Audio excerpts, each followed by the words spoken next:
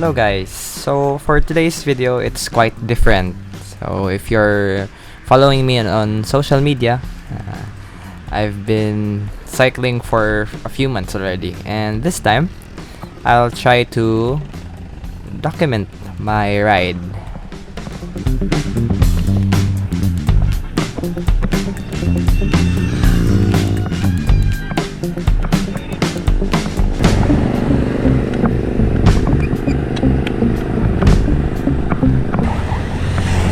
Sunday bike ride going to Bukidnon at Bukidnon ba na? Hindi ko sure. San Miguel, not really sure. Basta kay towards Camp Phillips, yeah, Bukidnon Camp Puerto Wayagi.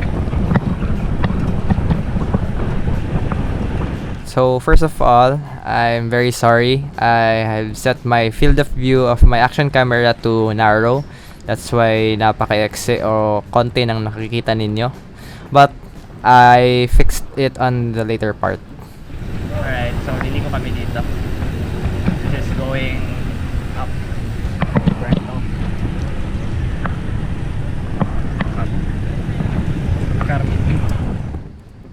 So this is the first climb. So this is going to Upper Puerto. It has a gradient of around 5 to 9, I think. Yeah, around that and the first part. So ayan. You can also see it on the left side. May gradient dyan. Okay, grade na rin.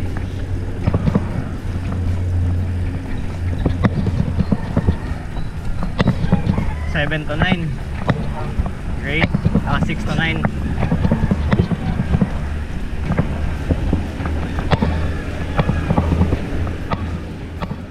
So that's one good thing of using a GPS bike computer is that pwede mong ma-check yung gradient ng dinadaanan nyo. What's up, vlog? Sunday bike ride with Kuya. Alright. Ayan.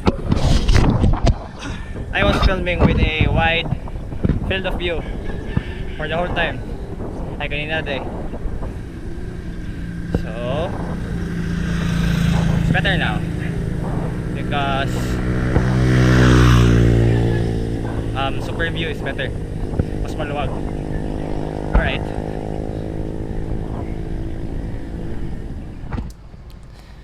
Also kung napapansin nyo, medyo may alog yung camera. It is because hindi ko masyadong nahigpitan yung chest mount or yung strap ng chest mount. I have still so many things to learn in filming bike vlogs. So pagpasensyahan nyo na. Hehe.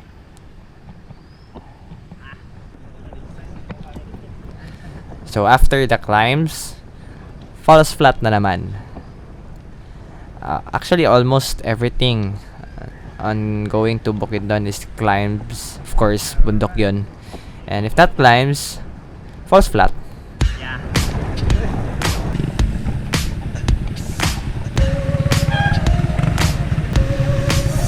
Bike one. So ayan, tamang spin lang sa falls flat plus sobrang headwind.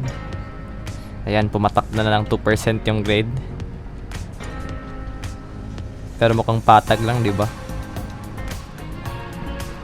Ayan, so may nakita kaming bikers din. Morning.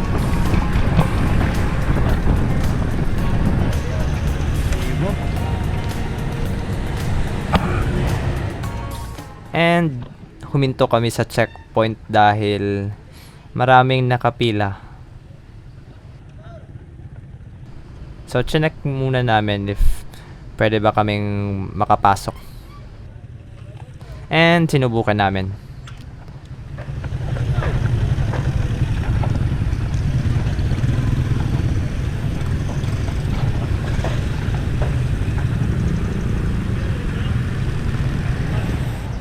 Ayun, so sabi ng sundalo, pwede naman.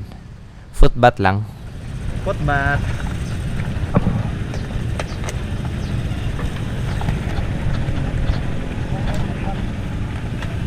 And buntik pa kumasagi ni kuya. Nako naman kuya oh.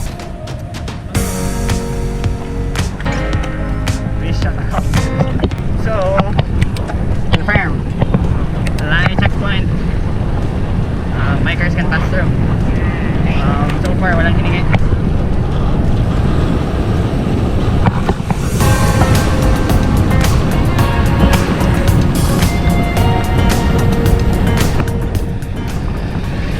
Climbs na naman.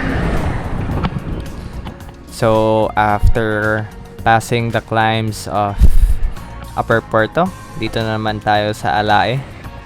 This is going to Manolo Fortich, Bukidnon.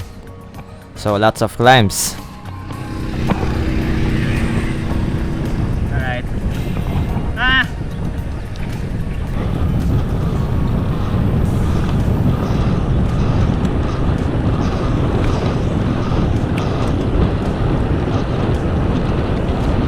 That's great, to make way.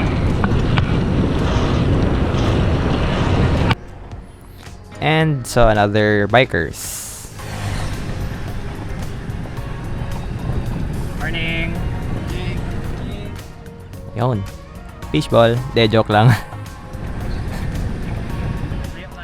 And here we go again sa kalsadang nagbumukhang flat. Pero 5% pala yung gradient.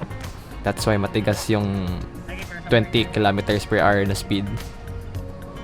So dumating ako sa point na chinek ko na lang sa by computer ko dahil matigas. Kahiya, oy! And to discover na may grade pala. Surprise! What's up, vlog? Pulse flat. Still. Nice view. Peter Sagan of Tablon City. Peter Sagan pero nakarapak. Gandangan na siya og sponsor sa mura. Wala na ako ni budget. Kapa na ni budget na karon. Wah. All right.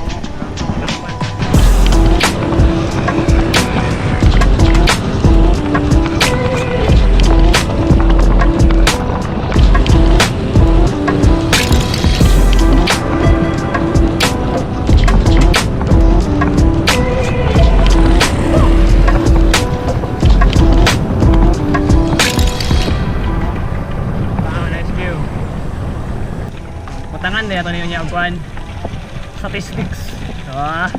Marang-marang si Boomer. Basically, samo tech vloggers.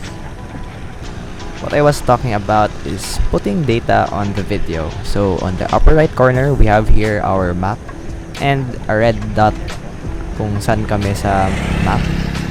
Lower right is the distance from the starting point or sa bahay.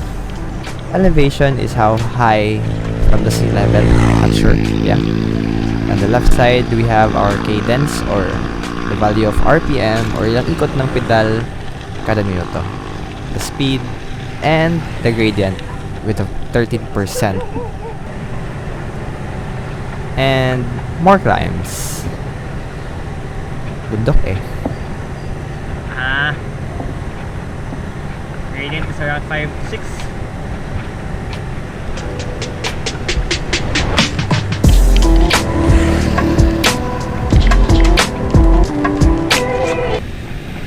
Welcome to Barangay San Miguel.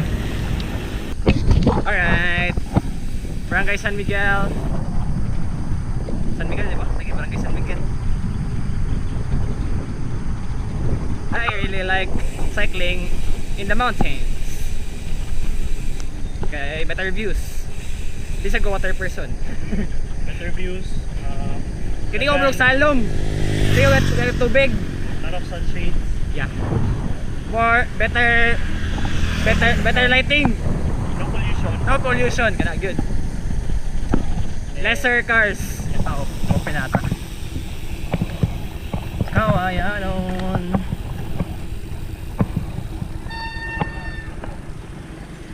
Hop, yeah, mana popcorn.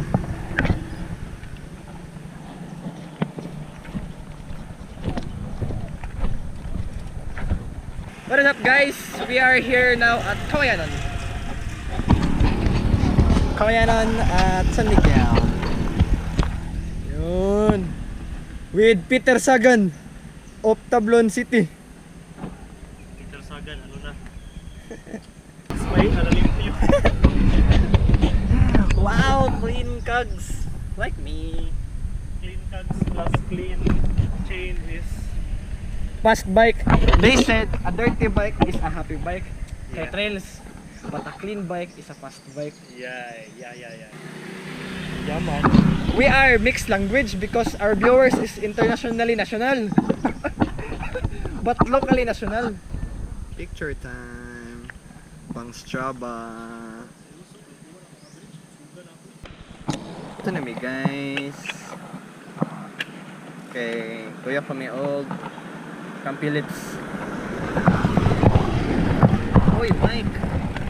Ride the sir.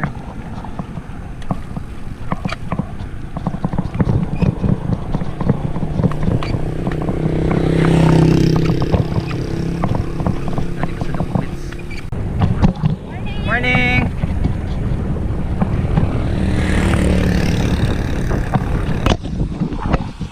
Oh, very nice view. Yo.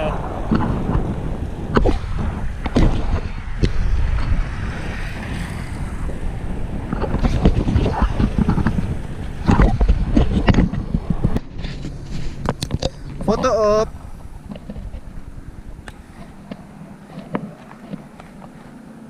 Pwede na dala.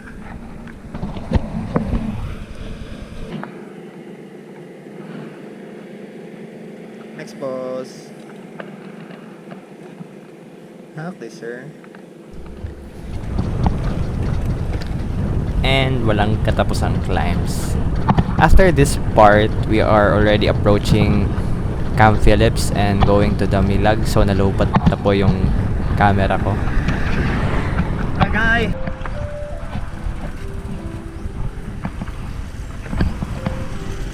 Ayo. What's up? Nalubat ang camera kanina. Snack sa kay gutom. Lang pala. Nami sa Damilag. Snacks kay gutom. And we are now heading home. So this is at Damilag. So pauwi na po kami dito.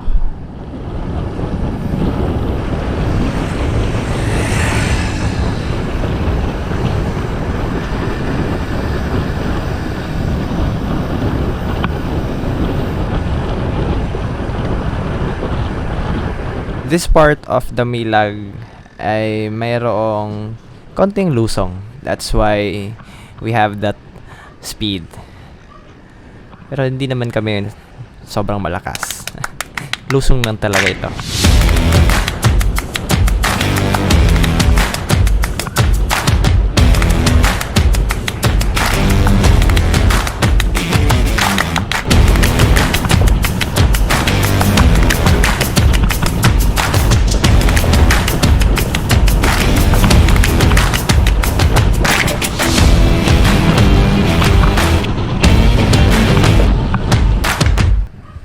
And now back at Alay, as you can see on our map on the upper right corner.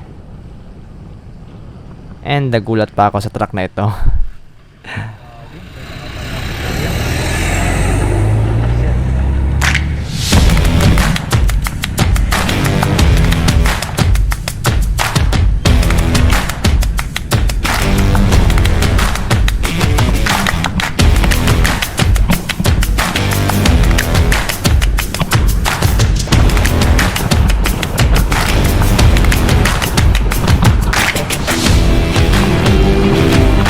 Going home is dito kami dadaan sa Balubal because it's faster here.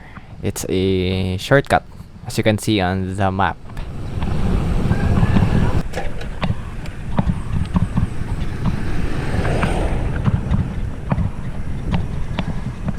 And the last climb for this bike ride. Dahil may konting ahon dito sa balubal. Konti lang naman, and the rest is downhill na.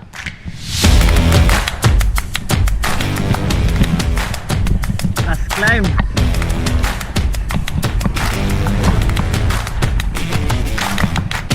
Woo! Ah.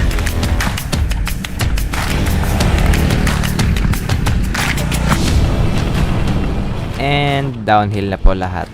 So we are now going home. That's it for today's video, for today's bike ride. If you like this video, make sure to leave a thumbs up, comment down below, and share it to your friends. You may also comment your suggestion, since this is my first time documenting my bike ride. Thanks for watching, and I will see you in the next bike ride. See ya!